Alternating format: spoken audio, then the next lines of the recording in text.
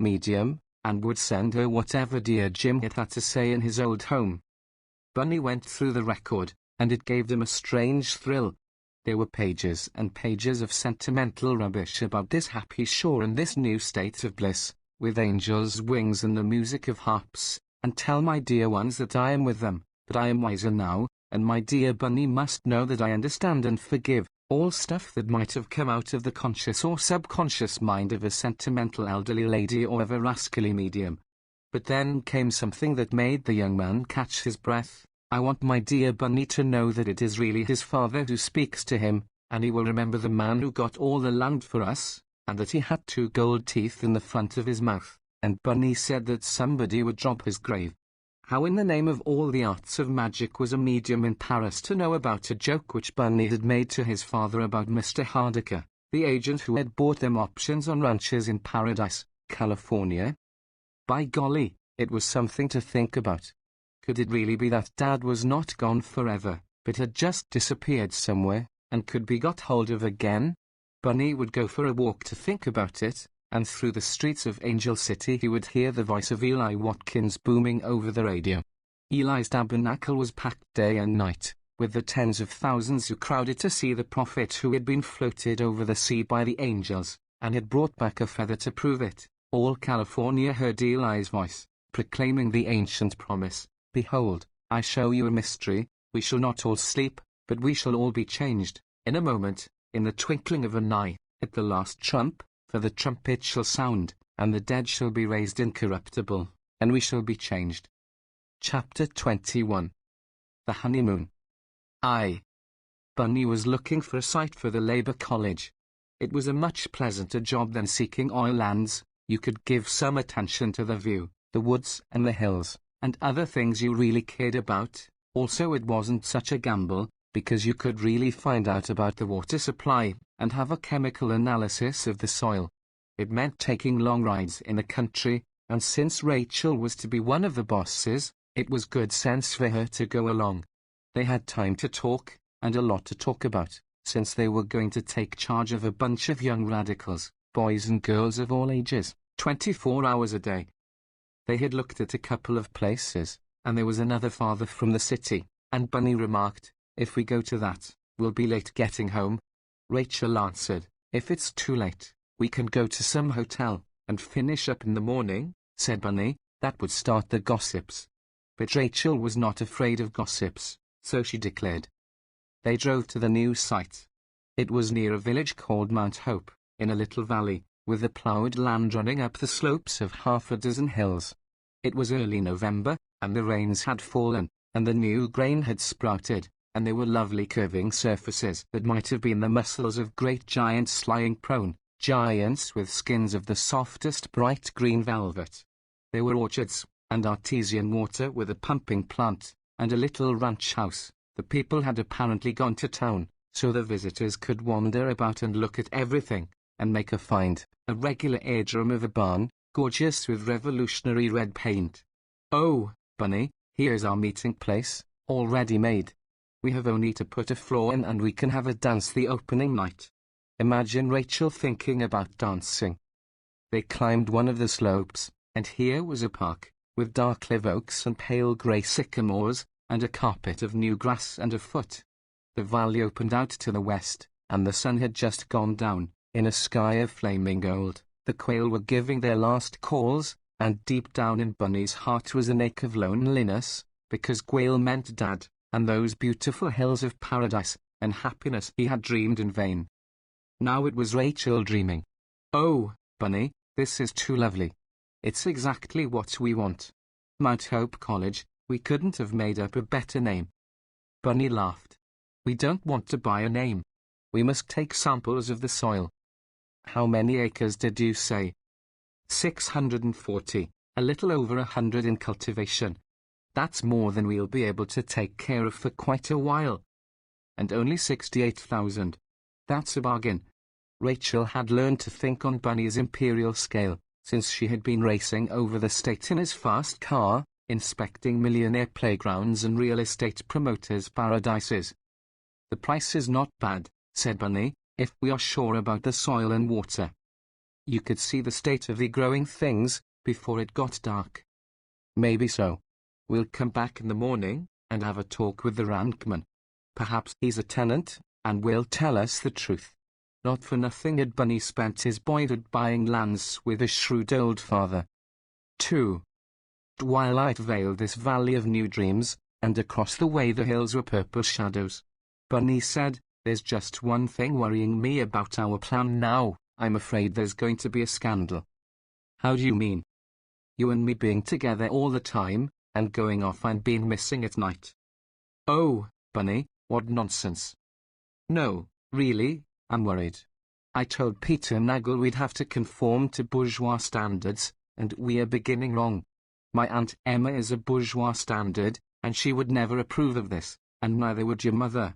We ought to go and get married." "Oh, Bunny." She was staring at him, but it was too dark to reveal any possible twinkle in his eyes. "Are you joking?" "Rachel," he said, "will you take that much trouble to preserve the good name of our institution?" He came a step nearer, and she stammered, "Bunny, you don't mean that." "I don't see any other way, really." "Bunny, no." "Why not?" "Because you don't want to marry a Jewess." "Good Lord. Don't misunderstand me, I'm proud of my race. But all your friends would think it was a mistake." "My friends, Rachel? Who the devil are my friends, except in the radical movement? And where would the radical movement be without the Jews?" "But, Bunny, your sister." "My sister is not my friend. Neither did she ask me to pick out her husband." Rachel stood, twisting her fingers together nervously. "Bunny, do you aren't just speaking on an impulse?" "Well, I suppose it's an impulse. I seem to have to blurt it out.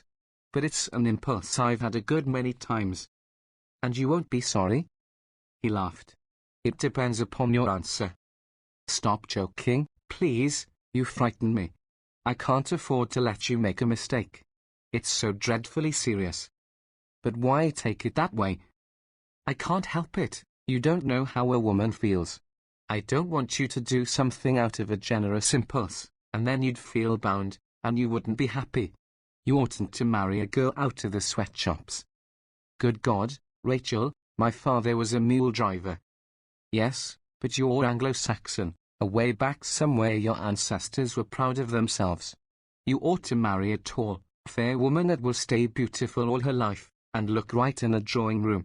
Jewish women bear 2 or 3 children, and then they get fat, and you wouldn't like me." He burst out laughing. "I have attended the weddings of some of those tall, fair Anglo-Saxons women, and the priest pronounces, very solemnly, into this holy estate that 2 persons now present come now to be joined. If any man can show just cause, why they may not lawfully be joined together, let him now speak, or else hereafter forever hold his peace." "Bunny," she pleaded, "I'm trying to face the facts." "Well, dear, if you must be solemn, it happens that I never loved a fair woman. The 2 I picked out to live with were dark, the same as you. It must be nature's effort to mix things. I suppose you know about V. Tracy?" "Yes." "Well, V had the looks all right, and she'll keep them. She makes a business of it. But you see, it didn't do me any good. She threw me over for a Romanian prince." "Why, Bunny?"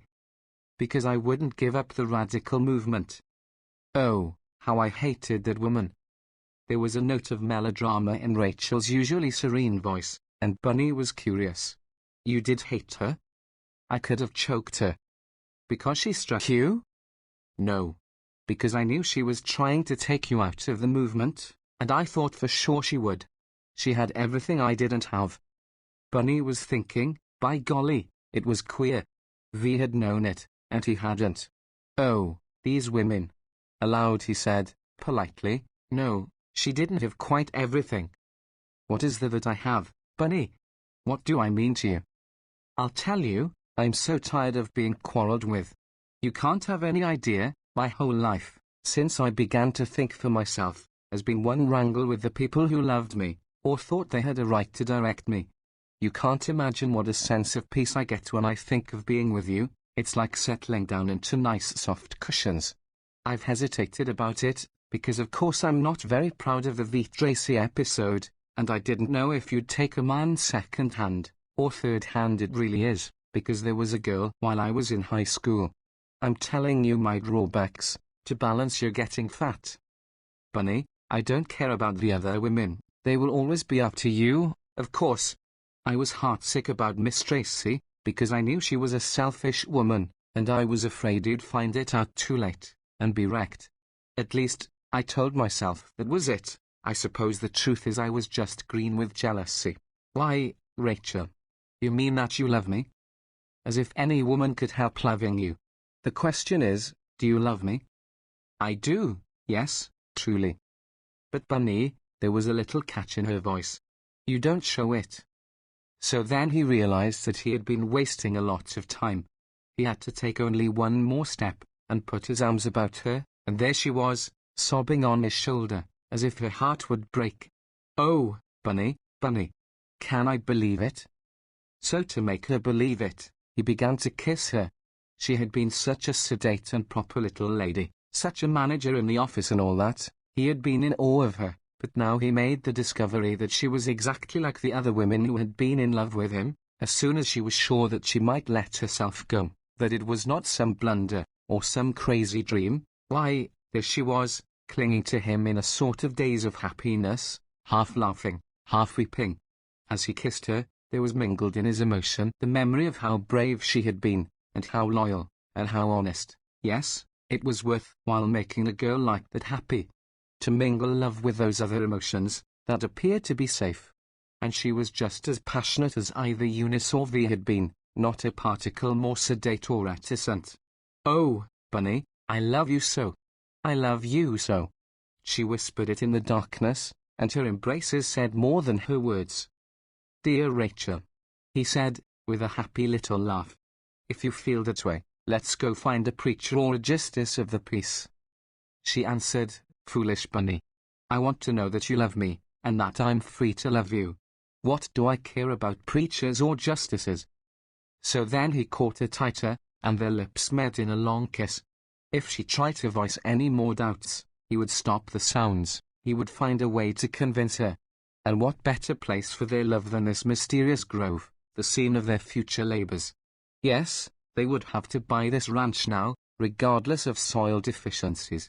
It would be a haunted place, in after years, while the young folks had their games and pageants in this grove. Bunny and Rachel would look on with a secret thrill. Had it not been in ancient oak groves that mystic rites had been celebrated, and pledges made, and holy powers invoked? 3. They found the justice of the peace next morning, and then they finished the inspection of the ranch, and drove back to Angel City and made arrangements for a first payment on the purchase price. After which they had the thrills of telling all their friends about having got married, strictly in the interest of the college, of course, and to avoid scandals in the bourgeois press. Bunny went to see Ruth, and tell her, and strange to say, this embarrassed him. Bertie and V had planted in his mind the idea that Ruth had been in love with him for the past 10 years, and now Rachel was certain of it, and these women had all proved to be right about each other every time. Also, there was a fact which he had not mentioned to Rachel. There had been a while on the way back from Paris, when he was debating in his mind whether it was Rachel or Ruth he was going to invite to become his wife. He had a deep affection for Ruth, the same still quiet feeling that she herself manifested. But the trouble was, there was Paul. Ruth was bound by steel chains to her brother, and that meant the communist movement, and so Bunny had to wrestle over that problem some more. Sooner or later you had to decide, and take your place with one party or the other. Were you going to overthrow capitalism by the ballot or by direct action? This much had become clear to Bunny. The final decision rested with the capitalist class. They were getting ready for the next war, and that meant Bolshevism in all the warring nations, at the end of the war, if not at the beginning. The socialists would try to prevent this war, and if they failed, then the job would be done in Paul's way, by the Third International. But meantime, Bunny was drawn to the socialists by his temperament. He could not call for violence. If there was to be any, the other side must begin it.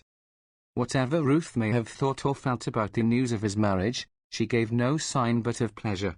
She had expected it, she said. Rachel was a fine girl, who agreed with his ideas, and that was the main thing. Then she told him that Paul was expected back tomorrow, and was to speak at a meeting. His supporters had got him into the Labour temple by much diplomacy, and he would have a chance to tell the working men about what he had seen in Russia. Bunny and Rachel must come and hear him, and Bunny said they would. This was the Sunday before Election Day, the end of a long political campaign. The workers had heard no end of appeals for their votes, but here was something different, more important than any election issues. However hostile the leaders of Labour might be, it was impossible for the rank and file to resist the contagion of this miracle that was happening on the other side of the world, a vast empire where the workers ruled, and were making their own laws and their own culture. Paul was fresh from these scenes, his words were vivid. He brought the things before your eyes, the Red Army, and the Red Schools, and the Red Papers, the White Terror, and the resistance to capitalist siege on 10,000 miles of front. Oh, the fury of the capitalist press next day. They didn't report the meeting, but they published protests about it, and stormed in editorials. The La Follette Reds were bad enough, but this was an intolerable outrage. An avowed Moscow agent, who had been expelled from France, permitted to hold a meeting in Angel City and incite Union Labour to red riot and insurrection. What was our police department for? Where were our patriotic societies and our American Legion and our other forces of law and order? Bunny called up Ruth next morning. He wanted to see Paul, to talk about the proposed college. Ruth said that Paul had gone down to the harbour, to see about addressing meetings of the longshoremen.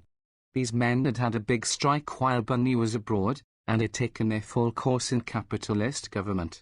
600 of them had been swept up off the street, for the crime of marching and singing, and had been packed into tanks with all ventilation shut off, to reduce them to silence.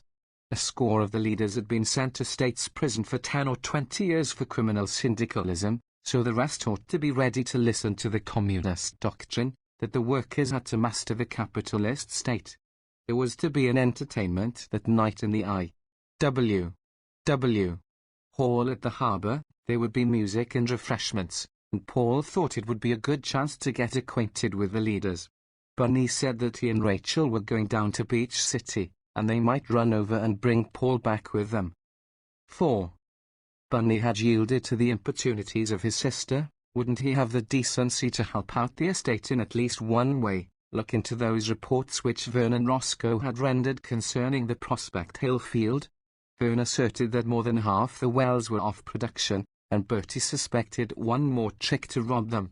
Bertie wouldn't know an oil well off production from a hen coop, but Bunny would know, and couldn't he go down there, and snoop around a bit, and find out what other oil men thought about the field and its prospects? Bunny took Rachel with him. She went everywhere with her new husband, of course. They had got one of the oldest of the Sills to run the magazine office, and Rachel was just manager and editor, very high and mighty. Bunny was a one-armed driver again, and the automobile was lopsided, and Rachel was nervous when he drove fast, because the gods are jealous of such rapture as hers. Rachel had never seen an oil field at close range, so Bunny took her to the Discovery Well, and told how Mr. Culver had his eardrums destroyed, trying to stop the flow with his head. He showed her the first well that Dad had drilled, and on which Bunny had helped to keep the mud flowing. That had been the beginning of Dad's big wealth. He and perhaps a score of others had got rich, and to balance it, there were in Beach City many thousands of people who had their homes plastered with mortgages, representing losses from the buying of units. That was the way most of the money had been made in Prospect Hill, selling paper instead of oil. It was a fact, as Paul had cited, that more money had been put into the ground than had been taken out of it. Here had been a treasure of oil that, wisely drilled, would have lasted the 30 years, but now the whole field was on the pump, and hundreds of wells producing so little that it no longer paid to pump them. 1/6 of the oil had been saved, and 5/6 had been wasted. That was your blessed competition, which they taught you to love and honor in the economics classes. Another aspect of it was those frightful statistics, that of all the thousands of men who had worked here, 73 out of every 100 had been killed or seriously injured during the few years of the field's life. It was literally true that capitalist industry was a world war going on all the time, unheeded by the newspapers. Bunny did his checking up of the Roswells. He couldn't do any snooping, because some of the old hands knew him, and came up to greet him. He talked with a number of men, and found their reports about the same as Vern's. Then, towards evening, as he and Rachel were getting ready to leave, they came to a bungalow, dingy and forlorn, black with oil stains and grey with dust, with a storage tank in the backyard, and a derrick within 10 feet on the next lot, and on the other side a shed which had housed the engine of another derrick. Bunny stopped, and read the number on the front of the bungalow, 5746 Schloss Robles Boulevard. Here's where Mrs. Grotti lives.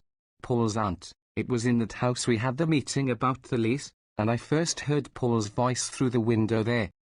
He told the story of that night, describing the characters and how they had behaved. Paul said it was a little oil fight, and the World War had been a big oil fight, and they were exactly the same. While they were talking, the door opened, and there emerged a stout, red-faced woman in a dirty wrapper, and Bunny exclaimed, "There's Mrs. Grotti." Out he hopped. "Hello, Mrs. Grotti."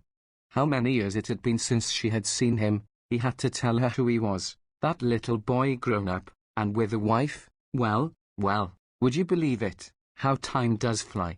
And so Mr. Ross was dead. Mrs. Grotti's husband had read the sad news out of the paper. She knew that he had got to be very rich, so she was thrilled by this visit, and invited them in, but all in a flutter because her house wasn't in order. They went in, because Bunny wanted Rachel to see that staircase, and to have a laugh on her afterwards, because she wouldn't notice anything, but would think the staircase led to a second story, in a one-story bungalow. There was the room, not a thing changed, except that it seemed to have shrunk in size, and the shine was all gone. There was the window where Bunny had stood while he listened to Paul's whispered voice. And, by golly, there was the Ladies' Guide, a practical handbook of gentility, still on the centre table, faded in fly-speck gold and blue. Alongside was a stack of what appeared to be legal papers, a pile at least 8 inches high, and fastened with ribbons and a seal. Mrs. Grotti caught his glance at it, or perhaps it was just that she was longing for someone to tell her troubles to. "That's the papers about our lot," she said. "I just took them away from the lawyer. He takes our money and he don't do nothing." So then she was started, and Rachel continued her education in oil history. The Grottis had entered a community agreement, and then withdrawn from it and entered a smaller one. Then they had leased to Sliper and Wilkins, and been sold by those leasehounds to a syndicate, and this syndicate had been plundered and thrown into bankruptcy, after which the lease had been bought by a man whom Mrs. Grotti described as the worst skunk of them all, and he had gone and got a lot of claims and liens against the property, and actually, people were trying to take some money away from the Grottis now, though they had never got 1 cent out of the well, and look at the way they had to live all these years. Here was the record of these transactions, community agreements and leases and quitclaim deeds, and notices of release and notices of cancellation of lease, and mortgages, and sales of percents, and mechanics liens and tax receipts and notices of expiration of agreement, not less than 400 pages of typewritten material, something like 1.5 million of words, mostly legal jargon. The undersigned hereby agrees, and in consideration of the premises herein set forth, and in view of the failure of the party of the first part to carry out the said operations by the aforesaid date, and so on, it made you dizzy just to turn the pages. And all this to settle the ownership of what was expected to be 10,000 barrels of oil, and had turned out to be less than 1,000. Here you saw where the money had gone. Pale typists shut up in offices all day transcribing copies of this verbiage, and pale clerks checking and rechecking them, or looking them up, or recording them. There were men up in Angel City who had become mighty magnates by employing thousands of men and women slaves, to transcribe and check and recheck and look up and record literally millions of documents like these. Bunny and Rachel had dinner, and then strolled on the waterfront. It was one of those warm nights that come now and then in Southern California. There was a moon on the sea, and a long pier with gleaming lights, and the sound of an orchestra drawing the lovers. At the entrance to the pier was a big beer hall, owned by the city, where very proper dancing was chaperoned by a religious city government. Bunny and his bride danced. Oh, surely it was all right to dance a little bit in this well-chaperoned place on what ought to have been their honeymoon. But in between the dances, while the orchestra was still, something shook the hall, a dull, somber blow, like distant thunder, making the windows rattle, and jarring your feet. "What's that?" exclaimed Rachel. "An earthquake?" "The guns," answered Bunny. "Guns?" And he had to explain. The fleet was practicing. There were a score or so of battleships stationed at the harbour, facing some unnamed enemy, and now they were at night target practice. You heard them now and then, day and night, if you lived near the coast. So Rachel couldn't dance any more then. Each time she heard the dull boom, she saw the bodies of young men blown into fragments. The capitalists were getting ready for their next war. What business had the socialists to be dancing? They drove along the boulevard which follows the harbour front. It is 15 or 20 miles, and there are towns and docks and bridges and railroad tracks and factories, and inland the subdivisions for the homes of working people. It is one of the world's great ports in the swift-making, and those who have charge of the job, the masters of credit, see rearing before them that monstrous spectre known as direct action or criminal syndicalism. The industrial workers of the world had a headquarters, where they met to discuss this program, and the masters made incessant war upon them. The address which Ruth had given to Bunny was an obscure street in a working-class quarter. There was a fair-sized hall, with lights in the windows, and the sound of a piano and a child's voice singing. Among the cars parked along the curb Bunny found a vacant space, and backed into it, and was just about to step from his car, when Rachel caught him by the arm. "Wait." There came rushing down the street a squadron of motor cars, two abreast and blocking the way entirely, and from them leapt a crowd of some 50 men, carrying weapons of various sorts, clubs, hatchets, pieces of iron pipe. They made a rush for the entrance, and a moment later the music ceased, and there came the sound of shrieks, and the crash of glass and battering of heavy blows. "They're raiding them," cried Bunny, and would have run to the scene, but Rachel's arms were flung about him, pinning him to his seat.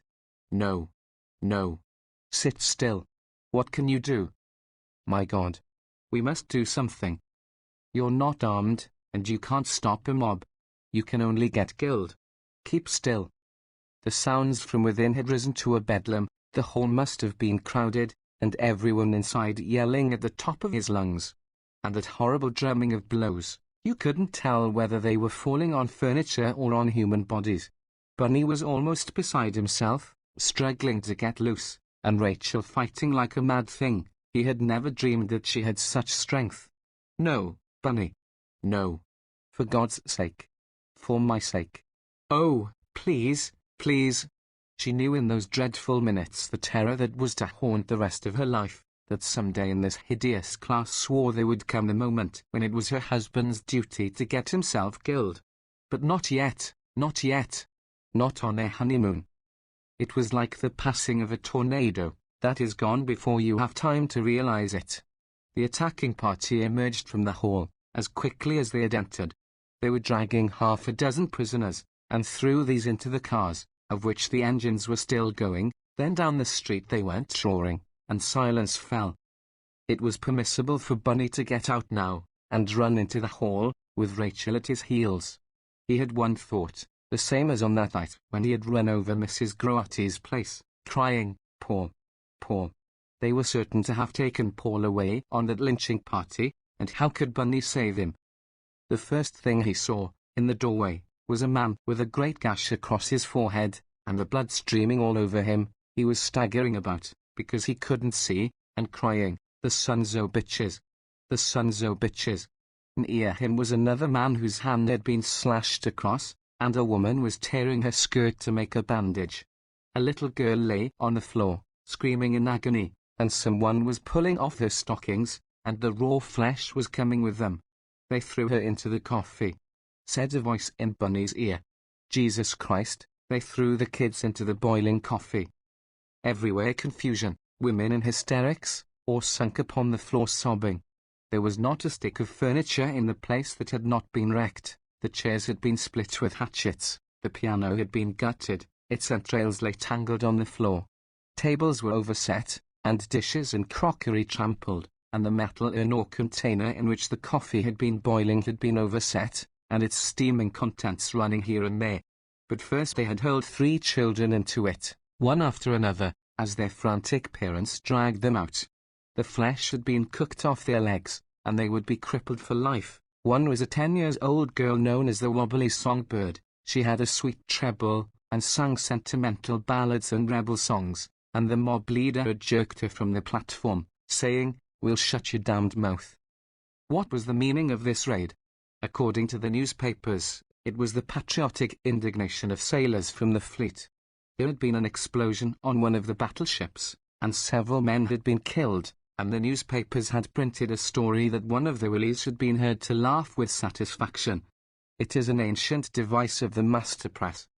In old Russia the Black Hundreds were incited by tales of ritual murders committed by the Jews, Christian babies killed for sacrifice. In Britain now the government was forging letters attributed to the Soviet leaders, and using them to carry an election. In America the deportations delirium had been sanctified by a great collection of forged documents, officially endorsed. It was a spontaneous mob, said these law and order newspapers.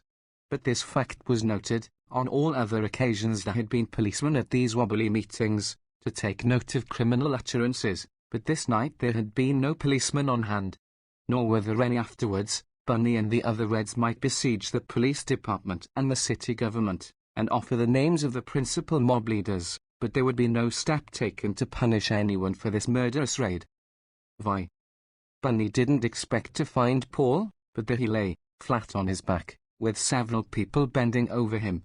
His left eye was a mass of blood, and seemed as if destroyed by a blow. He lay, limp and motionless, and when Bunny called his name he did not answer. But he was alive, gasping with a kind of snoring sound. A doctor. A doctor. There were several in the neighborhood, and people rushed away to look for them. From the days of Bunny's residence in Beach City he knew the name of a surgeon, and hurried to a phone, and was so fortunate as to find the surgeon at home. Bunny told what had happened, and the other said he would come at once. In the case of injury to skull or other bones, X-ray pictures would be needed, so he gave the name of doctors who did such work, and Bunny did more telephoning, and arranged for one of these to be at his laboratory and await developments. Also he ordered an ambulance from a hospital. Then back to the hall, where Paul lay in the same condition. Rachel had laid a clean handkerchief over the battered eye, and put a pillow under his head. The other victims had been carried away, and the door of the wrecked hall shut against the curious crowd. The surgeon came, and said it was concussion of the brain. There was evidence of a heavy blow at the base of the skull. Either Paul had been struck in the eye, and had hit the back of his head in falling, or else he had been knocked down by a blow from behind, and later struck or trampled over the eye. The first thing was a picture, so the unconscious body was taken to the X-ray laboratory, and pictures were made, and the surgeon showed Bunny and Rachel a line of a fracture at the base of the skull, running to the front above the oral cavity. There was nothing to be done. It was impossible to operate in such a place. It was a question of how the brain had been affected, and as to that only time could tell. They must keep the patient quiet. There was a private hospital in the town, so before long Paul was lying on a bed, with a bandage over his eye, and his head in a sling to avoid pressure on the injured place, and Bunny and Rachel were sitting by the bedside, gazing mournfully. Woman-like, Rachel was reading his thoughts. "Dear heart, are you going to blame yourself all your life because you didn't rush in and get your skull broken, too? No, he couldn't have prevented the harm, he knew it, but oh, why did it have to be Paul's brain, the best brain that Bunny had ever known?" He sat with a horrified, brooding stare. But there was another ordeal to be faced. Rachel reminded him, "We've got to tell Ruth." She offered to attend to it, to spare his feelings. She got her brother Jacob on the phone. He had just got home from a committee meeting, and now he must call a taxi, and drive to Ruth's home and bring her to the harbour. 2 hours later Ruth came running up the stairs, her face like a mask of fright. "How is he? How is he?" When she entered the room, and saw Paul, she stopped. "Oh, what is it?" and when they told her, "Is he going to live?" she drew nearer, never taking her eyes off his face. Her hands would stretch out to him, and then draw back, because she might not touch him. They would go out again, as if they had a will of their own. Suddenly her knees gave way, and she sank to the floor, and covered her face with her hands, sobbing, sobbing. They tried to comfort her, but she hardly knew they were there. She was alone, in the dreadful corridors of grief. Bunny, watching her, felt hot tears stealing down his cheeks. It wasn't natural for a girl to feel that way about a brother, Vi had said, but Bunny knew how it was. Ruth was back in those childhood days on the lonely hills of paradise, when Paul had been her only friend, a refuge from a family of fanatics, with a father who beat her to make her think like him.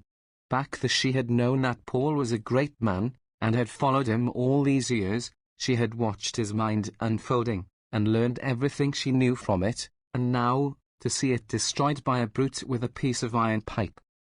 7. It was long after midnight, and Rachel sought to draw Bunny away. There was nothing more they could do, either for Paul or his sister. There was a small hotel a few doors away. They would get a room there, and rest, and the hospital nurse would notify them if there were any change. And Bunny yielded. He must not be unfair to Rachel. He knew there was something unnatural about his own devotion to Paul, the subjection of his mind to everything that Paul thought, the exactness of his memory of everything Paul had said. Yes, Bertie had told him that, and then Vi, and now Rachel. He could not sleep. So, lying abed in the hotel room, he explained it to her, how Paul had come when Bunny was groping for something different and better in his life. Paul had given him an ideal, something stern and hard, self-sufficiency, independence of judgment, determination to face life and understand it, and not be drawn away in pursuit of money or pleasure. Bunny had not been able to follow that ideal. No, he had lived in luxury, and gone chasing after women, but he had had the vision, the longing to be like Paul. And then, at each new crisis in his life, Paul would come along, a sort of standard by which Bunny could measure himself and what he was doing, and realize how little success he was having. Paul had taught him about the workers, and how they felt. Paul had been the incarnation of the new, awakening working class. Paul's mind had been a searchlight, illumining the world situation, showing Bunny what he needed to know. Now the light was out, and Bunny would have to see by his own feeble lantern. "Dear, he may get well," Rachel whispered, but Bunny moaned. No, no, he was going to die. Like a jagged flash of lightning before his mind was that X-ray picture of the crack at the base of Paul's skull. The light was out, at least from this world. A brute with a piece of iron pipe had extinguished it. Rachel put her arms about him and sought to beguile him with caresses. And she succeeded. Of course, he could not refuse her love. So presently he slept a little. But Rachel did not sleep. She lay holding him in her arms, because he would jump and start in his sleep. His limbs would quiver, just the way she felt when the great guns went off. What was Bunny doing? Fighting those brutes with their clubs and hatchets and iron pipe? Or back in the old days, when he had hovered over Paul and Ruth, watching events that shrunk his soul? Watching Dad deprive the family of their land? Watching the oil operators crush the first strike? Watching the government tear Paul away and make him into a strikebreaker for Wall Street bankers? Watching Vernon Ross go throw Paul into prison? Watching capitalism with its worldwide system of terror drive Paul here and there, harry him, malign him, threaten him, until at last it hired the brute with the iron pipe. 8. Morning came, and they went back to the hospital room. Nothing was changed. Paul still lay, breathing hoarsely, and Ruth sat in a chair by the bedside, her eyes fixed upon him, her hands clasped tightly. She was whiter, that was all, and her lips were quivering, never still. The hospital nurse begged her to lie down and rest, but she shook her head. No, she was used to watching the sick. She was a nurse too. The other answered that all nurses slept when they could, but no, please, Ruth wanted to stay right here. The surgeon came again. There was nothing he could do. Time would have to tell. Bunny took him aside and asked what were the chances. Impossible to say. If Paul were going to get well, he would return to consciousness. If he were going to die, there might be a meningitis, or perhaps a blood clot on the brain. Rachel said the family ought to be notified. So Bunny sent a telegram to Abel Watkins at Paradise, telling him to engage an auto and bring the family at Bunny's expense. He debated whether it was his duty to telegraph Eli, and decided not to. Old Mr. Watkins might do it, but Bunny would be guided by what Paul would have wished. Then he got the morning papers, and read their exultant account of the night's events. The Reds had been taught a much-needed lesson, and law and order was safe at the harbour. It was the morning of Election Day, the culmination of a campaign that had been like a long nightmare to Bunny. Senator La Follette had been running, with the backing of the socialists, and the great issue had been the oil steals, the indicted exposers of the crime against the criminals in power. At first the exposers had really made some headway, the people seemed to care. But the enemy was only waiting for the time to strike. In the last 3 weeks of the campaign he turned loose his reserves, and it was like a vast cloud of hornets, the sky black with a swarm of stinging, turning, poisoning lies. It was the money of Vernon Roscoe and the oil men, of course, plus the money of the bankers and the power interests and the great protected manufacturers, all those who had something to gain by the purchase of government, or something to lose by failure to purchase. Another $50 million campaign, and in every village and hamlet, in every precinct of every city and town, there was a committee for the distribution of terror. The great central factories where it was manufactured were in Washington and New York, and the products were shipped out wholesale, all over the land, and circulated by every agency, newspapers and leaflets, mass meetings, parades, bands, red fire and torchlights, the radio and the moving picture screen. If La Follette, the Red Destroyer, were elected, business would be smashed, the workers would be jobless. Therefore vote for that strong silent statesman, that great, wise, noble-minded friend of the plain people known as Cautious California. And now, while Paul Watkins lay gasping out his life, there was a snowstorm of ballots falling over the land, nearly 1,000 every second. The will of the plain people was being made known. 9. It was a day like midsummer, and the windows of the hospital room were open.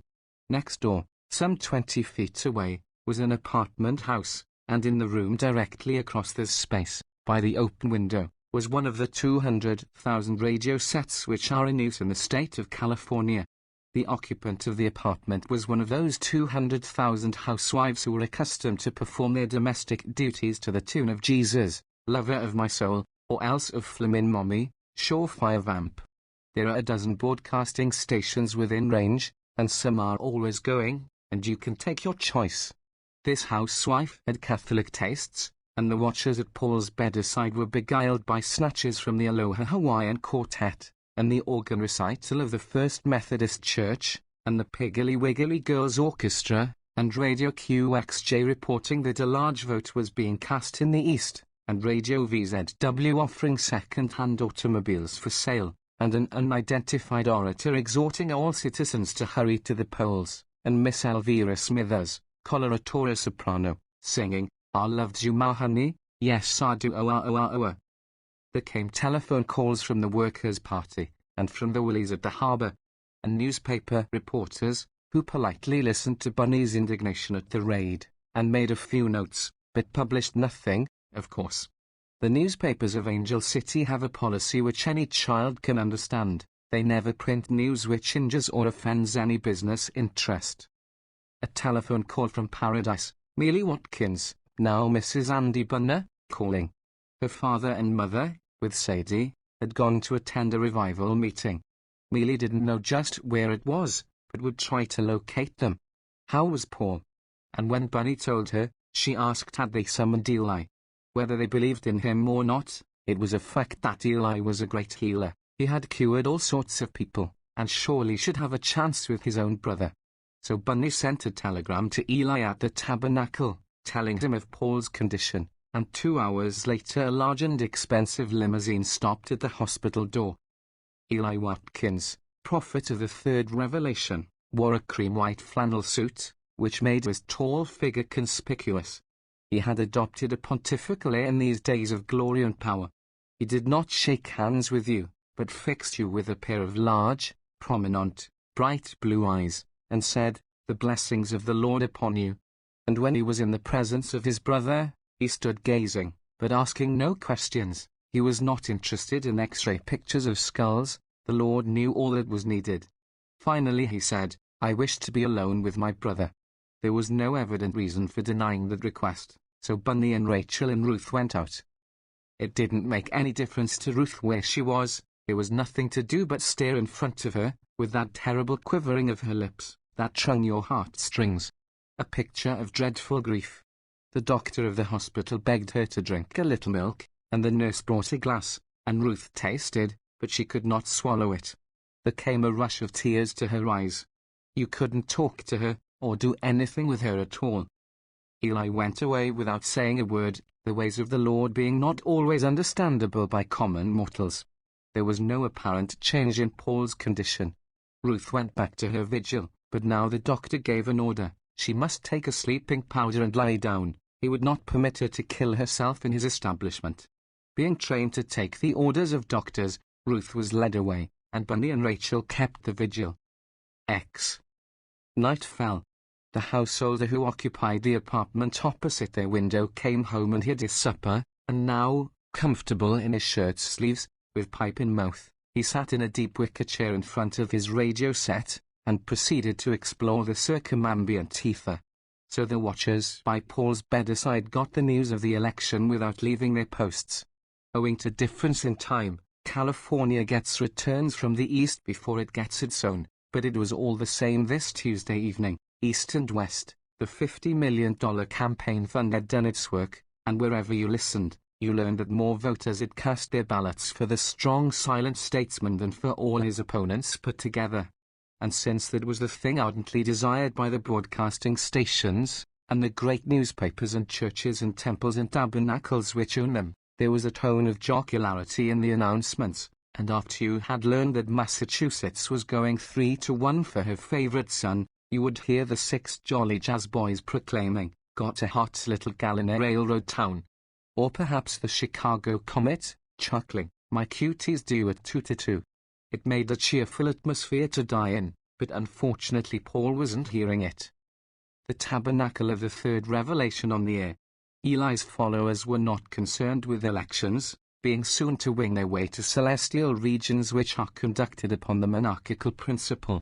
They opened with an organ recital, and the householder didn't care for that, but preferred Radio VKZ, program sponsored by the Snow Baby Soap Company, introducing the first appearance in Angel City of the Pretty Pet Trio, singing their latest popular melody hit, My Little Jazz Baby, Raz Baby Coon. But later the householder tried the tabernacle again, and there was the bellowing voice of Eli, that all California householders love. So Bunny and Rachel learned what had been the meaning of Eli's visit. Brethren, the Lord has vouchsafed a wonderful proof of his mercy to me. Glorious tidings he gives to the world tonight. I have an older brother, the helpmate of my boyhood, Paul by name, and he was brought up in the fear of the Lord.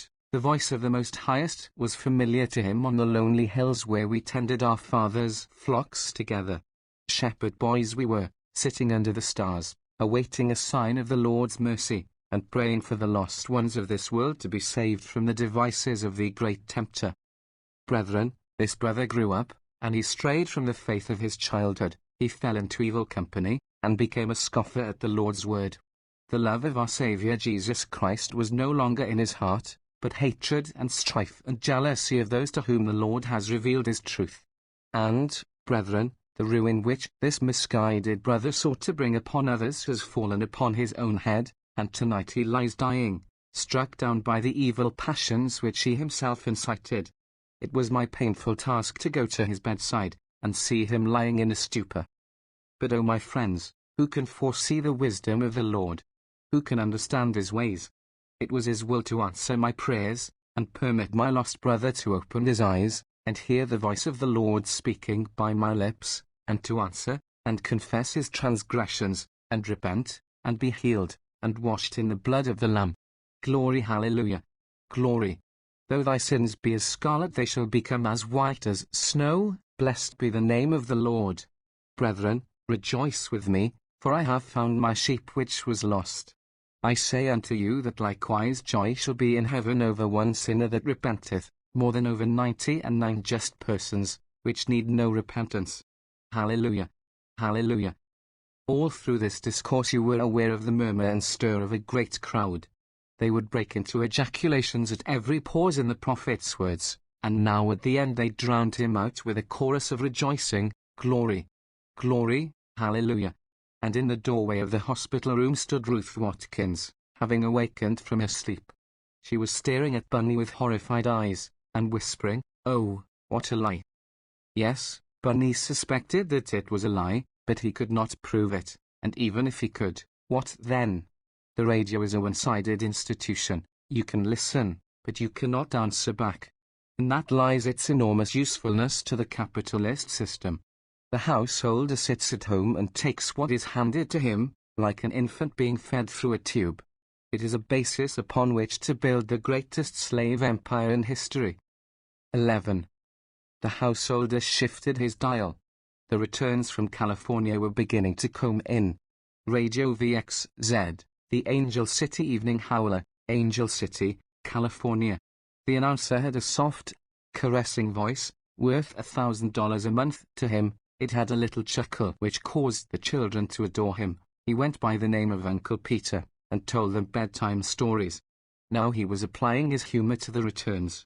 Rosario, California. Hello. The hometown of Bob Buckman, Secretary to the Chamber of Commerce. Let's see what Bob's been doing. Rosario, 37 precincts out of 52 give La Follette 117, Davis 86, Coolidge 549. Well, if Bob Buckman is listening in on VXZ, congratulations from Uncle Peter, you're a great little booster, Bob. And then, startling the watchers by the bedside, Paradise, California. Now what do you think of that? The location of the Ross Jr. oilfield, owned by Bunny Ross, our parlor Bolshevik.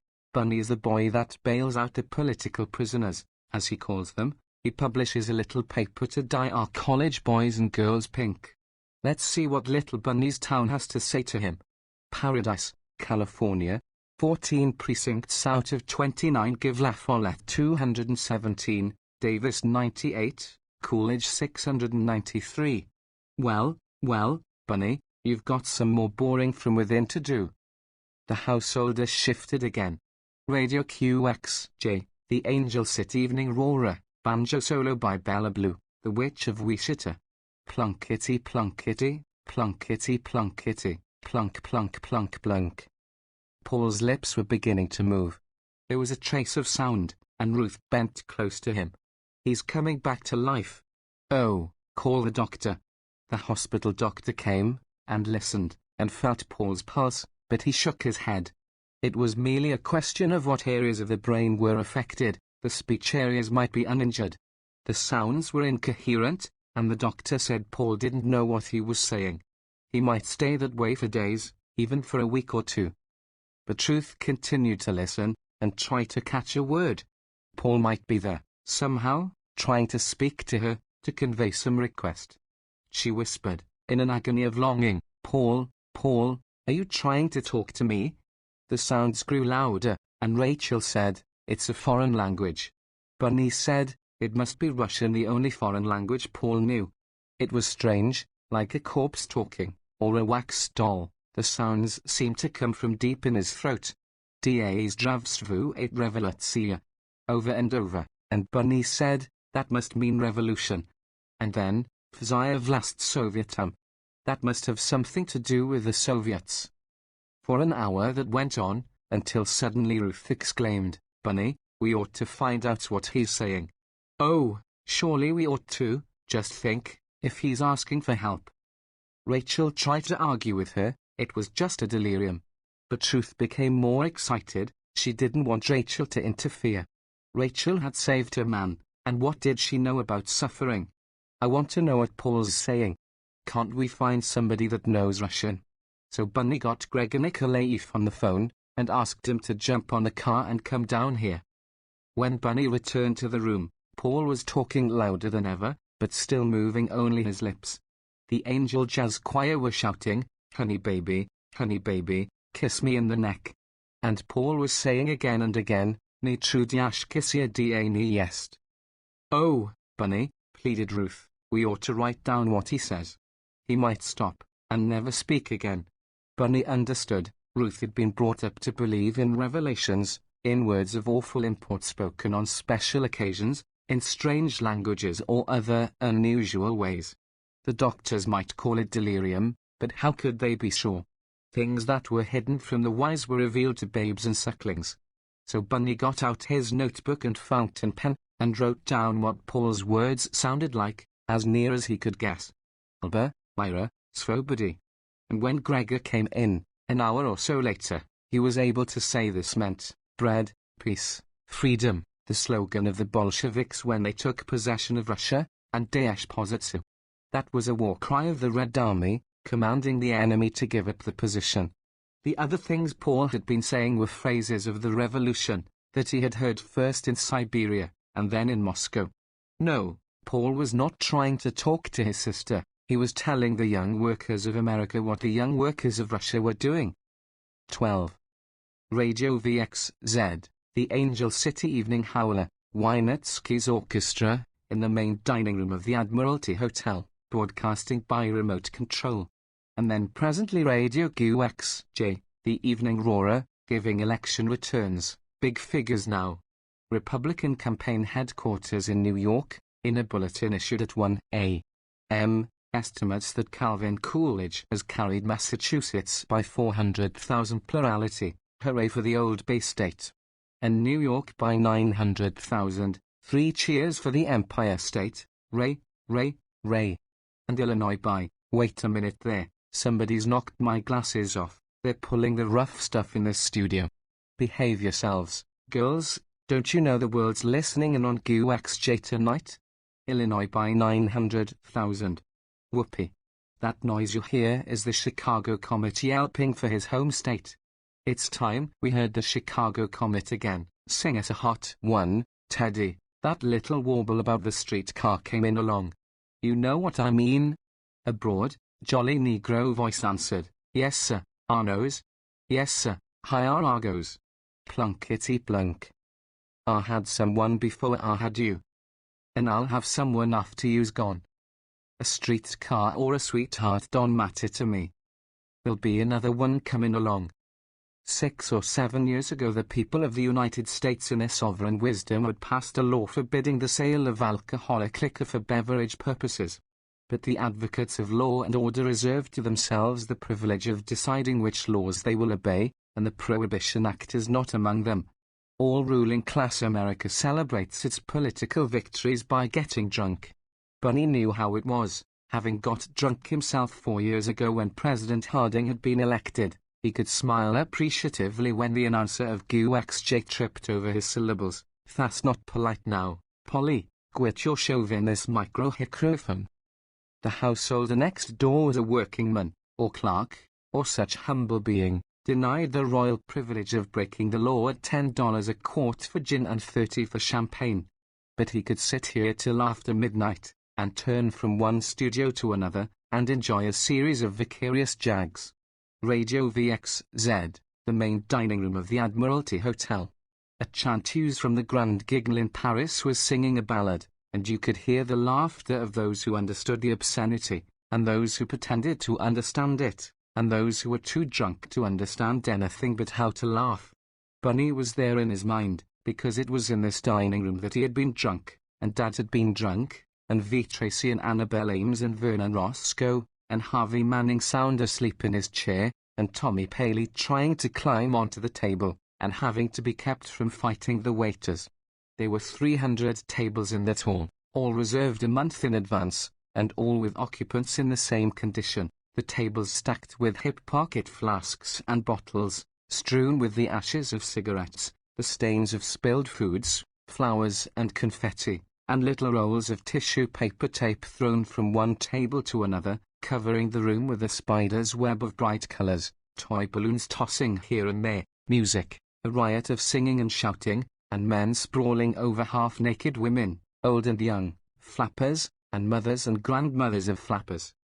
There would be election returns read, more of those triumphant, glorious majorities for the strong silent statesman, and a magnate who knew that this victory meant several $1,000,000 off his income taxes, or an oil concession in Mesopotamia or Venezuela won by American bribes and held by American battleships, such a man would let out a whoop, and get up in the middle of the floor and show how he used to dance the double shuffle when he was a farmhand, and then he would fall into the lap of his mistress with $1,000,000 worth of diamonds on her naked flesh, and the singer from a famous haunt of the sexual perverts of Berlin would perform the latest jazz success, and the oil magnate and his mistress would warble the chorus. What do? I toodle-doodle-do. I toodle-doodle-doodle-doodle-do. 13. Paul moved one hand, and again Ruth cried in excitement. He was coming back to life. But the nurse said that meant nothing. The doctors had said he might move. They must not let him move his head. She took his temperature, but told them nothing. Paul's hands were straying over the sheet that covered him, aimlessly, here and there, as if he were picking at insects on the bed. His voice rose louder, Russian, always Russian, and Gregor would tell what the words meant. They were in the Red Square, and saw the armies marching, and heard the working masses shouting their slogans. They were on the playing fields with the young workers. They were in Siberia, with Mandel playing the balalaika, and having his eyes eaten out by ants. Zdravstvu et revolutsiya. That meant long live revolution. Vzaya vlast Sovietam! All power to the Soviets. And from there they would be swept to the ballroom of the Emperor Hotel, Angel City, Radio RWKY, the Angel City Patriot broadcasting by direct control. Or was it to the heart of the Congo, where the naked savages danced to the music of the tom-tom, their black bodies, smeared with palm oil, shining in the light of blazing fires? For 100 centuries these savages had paddled the river, and never to the mind of one of them had come the thought of an engine. They had stood on the shores of mighty lakes, and never dreamed a sail. The weight of nature's blind fecundity rested upon them, stifling their minds. And now capitalist civilization, rushing to destruction with the speed of its fastest battle planes, cast about to find a form of expression for its irresistible will to degeneracy, and chose the tom-tom of the Congo for its music, and the belly dances of the Congo for its exercise. And so here was America, land of jazz. A voice from the megaphone, raucous, shrill, and mocking. There's where my money goes. Lipsticks and powder puffs and such a things like that. And Bunny was in that great Emperor ballroom, where he had danced so many a night, first with Eunice Hoyt and then with V. Tracy. All his friends would be there tonight, Vernon, Annabelle and Fred Orpan and Thelma Norman and Mrs. Pete O'Reilly and Mark Eisenberg, the cream of the plutocracy, celebrating their greatest triumph to date. There would be American flags and streamers on the walls, and some would wave little flags. A great patriotic occasion, nothing like it since the armistice. Ray for Coolidge, keep cool with Cal. The room would be crowded to suffocation, and by this hour 9/10 of the dancers would be staggering. Large-waisted financiers with crumpled shirt fronts, hugging stout wives or slender mistresses, with naked backs and half-naked bosoms hung with diamonds and pearls, red paint plastered on their lips and platinum bangles in their ears, shuffling round and round to the thump of the tom-tom, the wail of the saxophone, the rattle and clatter of sticks, the banging of bells and snarl of stopped trumpets. She does the camel walk, shrilled the singer, and the hip and buttock muscles of the large-waisted financier would be alternately contracted and relaxed, and his feet dragged about the floor in the incoordinate reactions of locomotor ataxia and spastic paraplegia. 14. Paul had begun to thresh his arms about. It was necessary to hold him, and when they tried it, he began to fight back. Did he think the strike guards at Paradise had seized him? Or was it the jailers at San Illido? Or the Federal Secret Service agents? Or the French gendarmes? Or the sailors of the fleet? Or the thugs with hatchets and iron pipe? He fought with maniacal fury, and there was Bunny holding down one arm and Gregor the other, with Ruth and Rachel each clinging to one foot, while the nurse came running with a straitjacket. So with much labor they tied him fast. He would make terrific efforts, his face would turn purple, and the cords would stand out in his neck, but the system had got him, he could not escape. Meantime, through the open window, Radio VXZ, the main dining room of the Admiralty Hotel, a blended sound of many hundreds of people, shouting, singing, cheering, now and then smashing a plate, or pounding on the table. Someone was making a speech to the assembly, but he was so drunk he could hardly talk, and they were so drunk they could not have understood anyhow. One got snatches, glorious victory, greatish country, sound institutions, greatish man ever in White House, cautious Cal, ray for Coolidge. A storm of cheers, yells, laughter, and the voice of the announcer, drunk also, Baby Bell, hot slill babe, sing us hot one, right off griddle. Go to it, babe, I'll hold you. Yes, the announcer was drunk, the very radio was drunk, the instruments would not send the wavelengths true, the ether could not carry them straight, they wavered and wiggled, the laws of the physical universe had gone staggering, God was drunk on his throne, so pleased by the election of the greatest man ever in White House. Bunny, dazed with exhaustion, saw the scene through a blur of sound and motion, the shining mouths of trumpets, the waving of flags, the flashing of electric signs, the cavorting of satyrs, the prancing of savages, the jiggling of financiers and their mistresses simulating copulation. Baby Bell was unsteady before the microphone. He lost parts of her song at each stagger, but snatches came, portraying the nymphomania of Flimmin' Mommy, surefire vamp, hot baby in the town, some scorcher, loves torture, gal that burns 'em down. Oh, God! Oh, God! Cried Ruth. He's trying to speak to me. And so for an instant it seemed. Paul's one eye had come open, wild and frightful, he lifted his head, he made a choking noise. Comes to lovin', she's an oven, shrilled the radio voice. Paul. What is it? Shrieked Ruth. Ain't it funny, paper money burns right in her hand. Paul sank back, he gave up, and Ruth, her two hands clasped as if praying to him, seemed to follow with her soul into that faraway place where he was going. Flimmin' Mommy, working in a mine, ate a box so much as at the age o' 9. He's dead. He's dead. Ruth put her hand over Paul's heart, and then started up with a scream. Flimmin' Mommy, surefire vamp, reiterated the chorus, hot baby in the town. And Ruth rushed to the window, and threw herself, no, not out, because Bunny had been too quick for her. The others helped to hold her, and the nurse came running with a hypodermic needle, and in a few minutes she was lying on a cot at the side of the room, looking as dead as her brother. And the householder turned to Radio RWKY, the Angel City Patriot broadcasting from its own studio. Latest bulletin from New York, the Republican Central Committee claims that Calvin Coolidge will have the greatest plurality ever cast in American history, close to 18 million votes. Good night, friends of Radioland. 15. The Communists wanted to have a red funeral, to make a piece of propaganda out of Paul's death. But Eli interposed his majestic authority. Since Paul had repented his evil ways and come back to Jesus, he should be buried according to the rites of the third revelation. So 3 days later a little pageant wound its way to the top of one of the hills of paradise. There was a crowd on hand, and a truck with the necessary radio apparatus. Never were any of the precious words of Eli lost nowadays. The 200,000 radio housewives of California had been notified by the newspapers, and 190,000 of them had put off their marketing to hear this romantic funeral service. Bunny and Rachel and a handful of the Reds stood to one side, knowing they were not welcome. Ruth stood near the grave with the weeping family, having on each side of her a sturdy oil worker, her two brothers-in-law, Andy Bunner and Jerry Black, because she had been violent on occasions, and no one knew what she might do.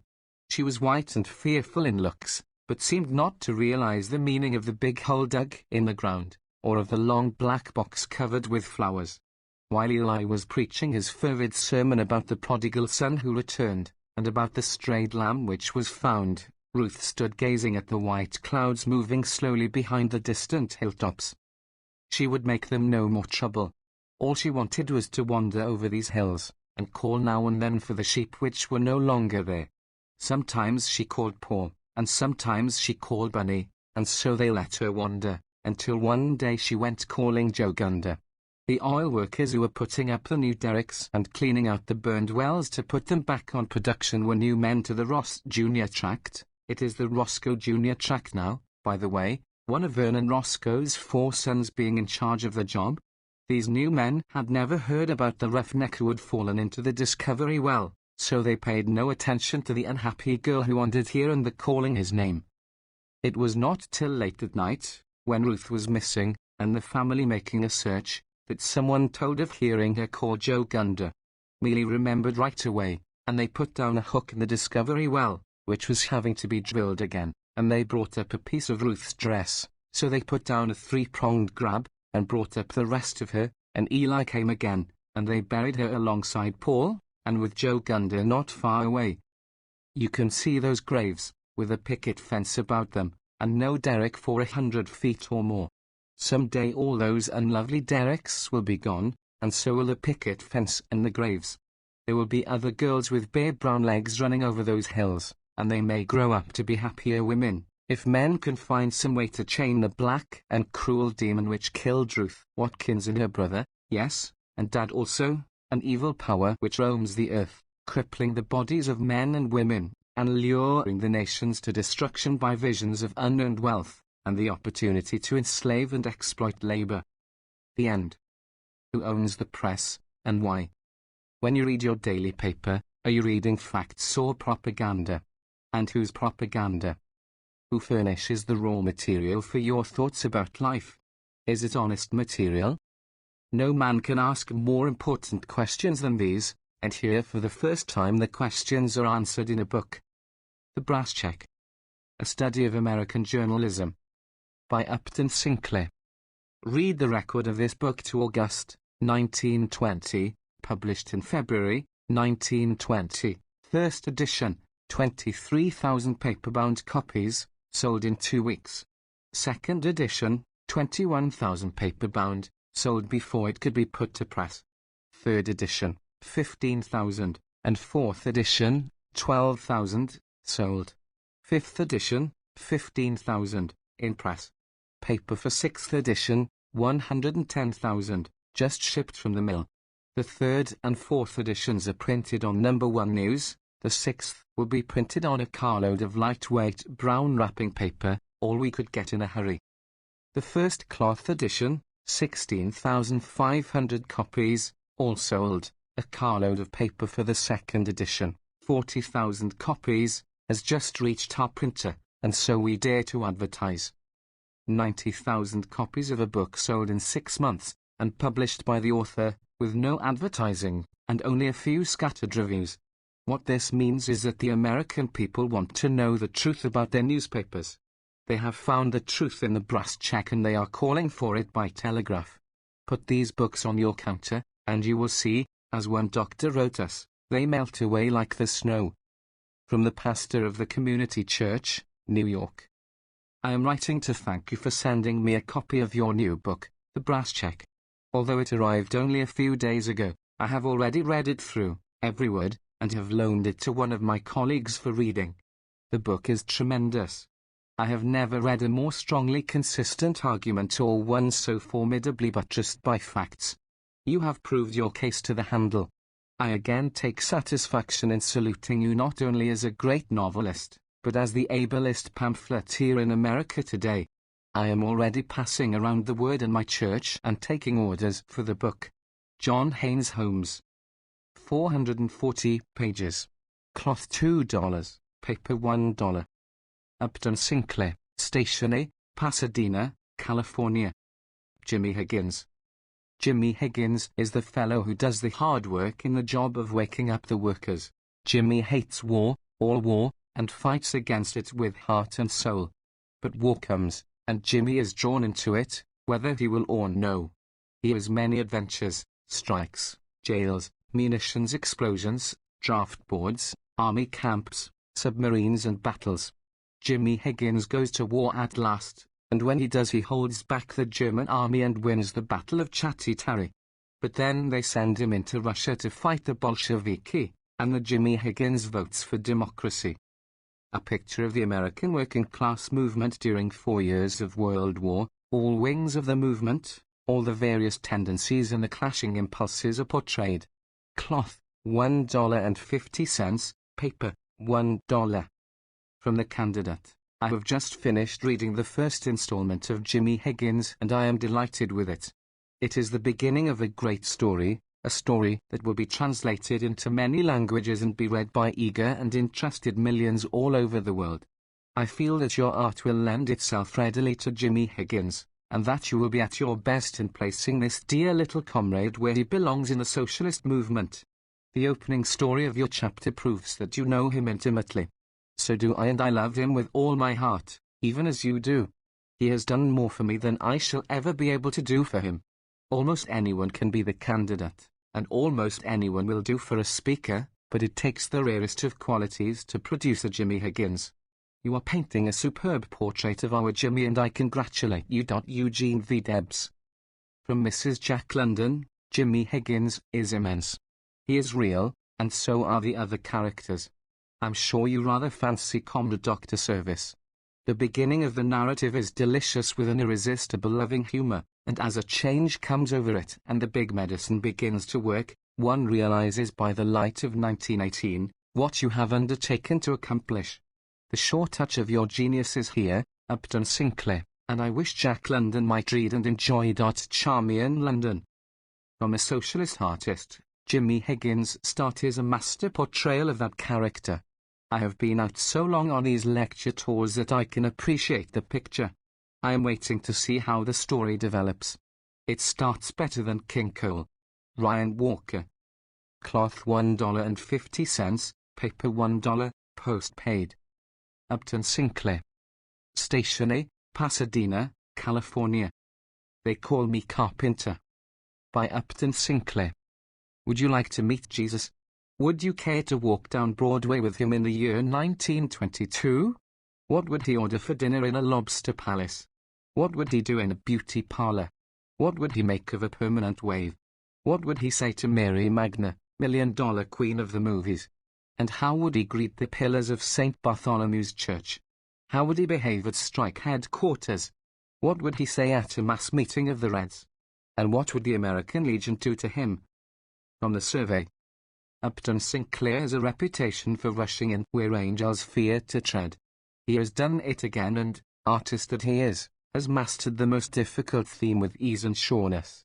That the figure of Jesus is woven into a novel which is glorious fun, in itself will shock many people. But the graphic arts have long been given the liberty of treating his life in a contemporary setting. Why not the novelist? Hayward Brown and other critics notwithstanding, it must be stated that Sinclair has treated the figure of Christ with a reverence far more sincere than that of writings in which his presence is shrouded in pseudo-mystic inanity.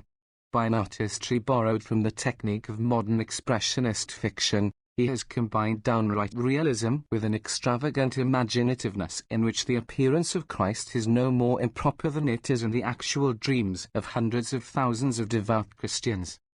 Like all of Sinclair's writings, this book is, of course, a socialist tract, but here, in a spirit which entirely destroys Mr. Brown's charge that he has made Christ the spokesman of one class, he is unmerciful in his exposure of the sins of the poor as well as of the rich, and directs at the comrades in radical movements a sermon which every churchman will gladly endorse. It is not necessary to recommend a book that will find its way into thousands of homes. Incidentally, one wonders how a story so colloquially American, Mr. Brown considers this bad taste, can possibly be translated into the Hungarian, the Chinese and the dozen or so other languages in which Sinclair's books are devoured by the common people of the world. Single copy, cloth, $1.50, paper, $1, post paid. Upton Sinclair, Station, Pasadena, California. A new novel by Upton Sinclair. 100%. The story of a patriot. Would you like to go behind the scenes and see the invisible government of your country saving you from the Bolsheviks and the Reds? Would you like to meet the secret agents and provocateurs of big business, to know what they look like, how they talk and what they are doing to make the world safe for democracy? Several of these gentlemen have been haunting the home of Upton Sinclair during the past 3 years, and he has had the idea of turning the tables and investigating the investigators. He has put one of them, Peter Gudge by name, into a book, together with Peter's larder loves, and his wife, and his boss and a whole group of his fellow agents and their employers. The hero of this book is a red-blooded, 100% American, a he-man and no mollycoddle. He begins with the Mooney case, and goes through half a dozen big cases of which you have heard. His story is a fact story of America from 1916 to 1920, and will make a bigger sensation than The Jungle. Albert Rees Williams, author of Lenin and In the Claws of the German Eagle, read the misanthrope. This is the first novel of yours that I have read through with real interest. It is your most timely work, and is bound to make a sensation. I venture that you will have even more trouble than you had with the brass check, in getting the books printed fast enough. Single copy, cloth, $1.50 postpaid. Upton Sinclair. Stationery, Pasadena, California. A book which has been absolutely boycotted by the literary reviews of America. The Prophets of Religion. By Upton Sinclair. A study of supernaturalism as a source of income and a shield to privilege. The first examination in any language of institutionalized religion from the economic point of view. As the labor as well as the merit of breaking virgin soil, writes Joseph McCabe. The book has had practically no advertising and only 2 or 3 reviews in radical publications, yet 40,000 copies have been sold in the first year. From the Reverend John Haynes Holmes, I must confess that it has fairly made me writhe to read these pages, not because they are untrue or unfair, but on the contrary, because I know them to be the real facts. I love the church as I love my home, and therefore it is no pleasant experience to be made to face such a story as this which you have told. It had to be done, however, and I am glad you have done it, for my interest in the church, after all, is more or less incidental, whereas my interest in religion is a fundamental thing. Let me repeat again that I feel that you have done us all a service in the writing of this book. Our churches today, like those of ancient Palestine, are the abode of Pharisees and scribes. It is as spiritual and helpful a thing now as it was in Jesus' day for that fact to be revealed. From Luther Burbank, no one has ever told the truth, the whole truth, and nothing but the truth more faithfully than Upton Sinclair in The Prophets of Religion. From Louis Untermeyer, let me add my quavering alto to the chorus of applause of The Prophets of Religion. It is something more than a book, it is a work. Cloth $1.50, paper $1. Concerning The Jungle. Not since Byron awoke one morning to find himself famous has there been such an example of worldwide celebrity won in a day by a book as has come to Upton Sinclair. New York Evening World. It is a book that does for modern industrial slavery what Uncle Tom's Cabin did for black slavery. But the work is done far better and more accurately in The Jungle than in Uncle Tom's Cabin. Arthur Brisbane in the New York Evening Journal. I never expected to read a serial. I am reading The Jungle, and I should be afraid to trust myself to tell how it affects me. It is a great work. I have a feeling that you yourself will be dazed someday by the excitement about it. It is impossible that such a power should not be felt. It is so simple, so true, so tragic and so human. It is so eloquent, and yet so exact. I must restrain myself or you may misunderstand. David Graham Phillips. In this fearful story the horrors of industrial slavery are as vividly drawn as if by lightning.